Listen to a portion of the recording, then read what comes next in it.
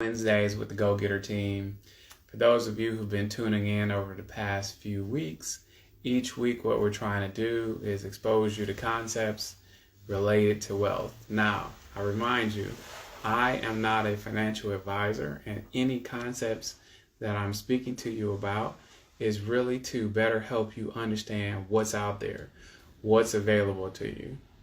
I'm not a financial advisor. This is just about exposing you to some concepts that I've been exposed to on this journey to working at increasing my own personal wealth and increasing, the future viability of my family, and with the hopes of leaving generational wealth. Now, I realize some of you are probably on your drive home.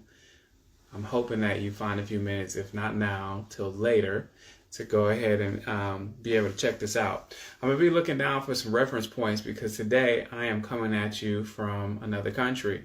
I have just left from Italy to come down to Zurich, and I'm telling you, it's some interesting things to watch what's happening in Zurich in terms of like fiscally. This is like one of the major banking capitals of the world. If you ever have a chance to come and see, a lot of the economy really revolves around the banking.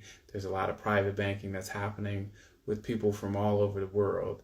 In fact, I didn't even realize it until today, but Zurich, Switzerland, still uses the Swiss franc. It is not a part of the European Union. It has its own currency, and it's considered a hard currency, even though it's still a fiat currency. The thing that you learn in being in a place like this is how money has grown over time. There's a lot of old money here, and coming here to learn lessons about money has been incredible. I'm going to hop right into this because I don't want to spend a long time on today's video. For those of you who are joining, we had talked a lot about earning money, the cycles of money, earning money, keeping money, growing money, protecting money, and then, of course, having the ability to give money. With earning money, we covered that a few weeks ago. Definitely go back and check out our video. I'm looking at two different cameras, so excuse me if, you see me look away, but I'm definitely giving you guys my full attention. The other piece we talked about is how to keep money and some ideas around keeping money. We talked about growing money last week, and today, while I'm in Zurich, we're going to talk about protecting money. Now, here's the big piece. I didn't have a clue that this was how the ideas around money was broken out coming up as an inner city kid from Detroit. A lot of people are exposing these concepts on the internet, and what I think they do is they speak in real complicated ways about it, or try to speak in ways to help impress you. And of course, it gives you the opportunity to do some more research. So I'm going to speak at a high level, and then in future weeks, we'll break it down. With protecting money, the real goal about protecting money is you got a lot of things that are seeking to come after money wherever it is. It's kind of like having a crop, and you have planted the crop, which is when you're, starting to put some earned money in there. You are growing the crop, and through the summer months, you've got to protect it. The fall is when you harvest it, and then the winter, you got to be able to keep on to it to the next season. And protecting money is real vital because you've got these different forces. One of them is unexpected events. You've got health that can happen to anybody. Family tragedies, sudden deaths, events like that can take place. You've got another one, which is lawsuits. Wherever their money is, there's somebody who doesn't want to work for it that may be seeking a way to find, your money in their pocket. And there are numerous frivolous lawsuits. Anytime people think that they can get some extra money without having to work for it, you will find that there will be somebody there to try to go after it.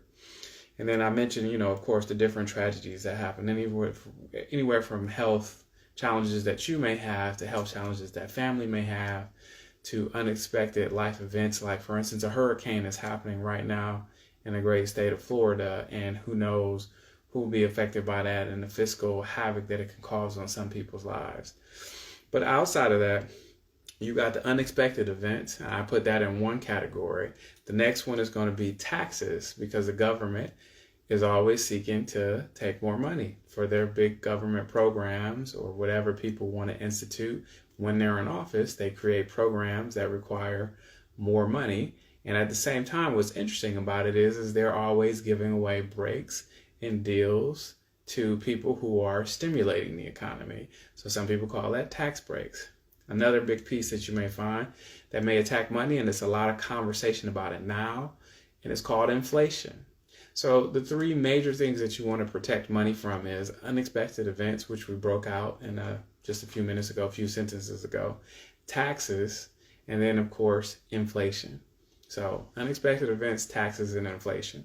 So for unexpected events with health and tragedies, some of the things that you really want to set up with health and tragedies, and we just had a financial advisor come into our office to speak about this to some of my team, and I encourage you to speak to a financial advisor because, again, I'm not one, but I'm just exposing you to the concepts. With health, you want to have things set up like health insurance, disability insurance. So in the event that something major happens, you want to be set up in such a way where your insurance can come in and supplement income. That way you don't have to tap into what you're saving or the money that you're growing. The hope with growing the money, the purpose of growing the money is so that you can achieve whatever you need to achieve at a future day, whether that be sending kids to school, having a great retirement, traveling the world, passing down generational wealth. You don't want things like unexpected events to come in and kind of undercut you and take that money. So having things like long-term disability insurance in place, having health insurance in place is necessary to help you mitigate the potential that those things can come in and take away money. For lawsuits, you want to make sure you have the proper structure set up in your companies. First of all, of course, you want to make sure you have an LLC if you have a business. If you are a sole proprietor, you want to make sure you go ahead and get incorporated. Some of you may need to do things like have S corps. There are also things you can institute like trust. You can set up overarching trust that own companies, and that can give you multiple layers of protection from things like lawsuits. So you always want to make sure you prepare in the event that you are successful at what you're aiming to do when you grow your money, that you have the proper protections in place. Now, again, if you're a person who is working, and you've got one customer, we define that, you might say, I'm a 9-to-5 person, I work for someone else. Really what you're doing is you're owning your own business, but you're just attending to one customer. You want to make sure you have some kind of things set up in place. And one of the things you can do is you can get kind of an umbrella policies to help you against lawsuits and tragedies that may come into play. So you want to make sure you're prepared for that. Taxes. Again, when we come back to taxes, the best way to mitigate taxes is to put yourself into a company structure that allows you to take tax breaks to reduce the tax burdens. Also, you want to make sure you have the proper trust fund set up if you want to grow money long term. And another thing you can do to help mitigate taxes is to have the proper insurance structure. There are ways that you can save money, either whether you want to do it through a 401k or IRA that allows you to mitigate or minimize your tax burden today so that at a later date you can withdraw money safely when you retire. But there are also things you can do with insurance. There are different cash whole life policies or universal life policies. And again, you should speak to a financial advisor about this that allow you to invest in those and invest with those and then be able to withdraw money via a loan or via whatever from yourself. You're lending money to yourself through these insurance policies. Now you invest in the insurance policies, you grow money inside the insurance policy, and you're able later to withdraw. Whenever you choose, you're able to access that money to be able to live life or do whatever you want to do. You can do everything from buy businesses to invest in your own real estate, to buy cars and finance your own cars. You can literally become your own bank. And that's a concept that I think most people don't know anything about. I remember when I had a friend first call me about infinite banking is what it's called. I had never heard of it. He had never heard of it. He had just gotten exposed to it. And it was a huge informational piece for the both of us. But these things exist where you can have your money set aside and invested in a insurance policy that is growing in value that you can later withdraw from or use or leverage to grow, say for instance, a business or to invest in your family or education for your kids, and that can be tax-free money. So these are just a few of the ways in which you can help grow money outside of a tax structure or to help mitigate or reduce taxes. that allow you to grow faster, and by the way, helps you protect your money. The other thing is you want to protect against inflation. Listen, it's been an interesting ride, and most recently there's a lot of news, especially since the pandemic, about the rapid increase of inflation. And what you find is if you have $100 and you had it sitting in the bank today, that 100, which would have spent like $100 3 years ago, now spends like $80. You can buy the goods that you can buy today are only worth $80, right? And you could have bought $100 worth of goods really with that same money. That's the most simple way I can try to explain inflation. But inflation literally erodes the value of your money.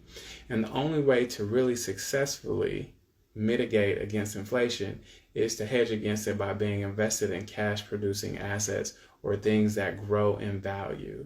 So you want to make sure you have something set up for unexpected events. We talked about health. We talked about having long-term disability insurance. We talked about maybe having life insurance so that your loved ones aren't hit with the wrong things. You also want to make sure you have a way to hedge against taxation. And that could be through corporate structures and how you structure your fiscal income so that it mitigates the amount of taxation that you experience, right? For instance, you're taxed more on earned income than you are through your capital gains or your investment income. So these are things you have to think about. Also, making sure that you have something set up to help you dodge inflation could be having, of course, investments that are set up to grow and also are cash producing assets.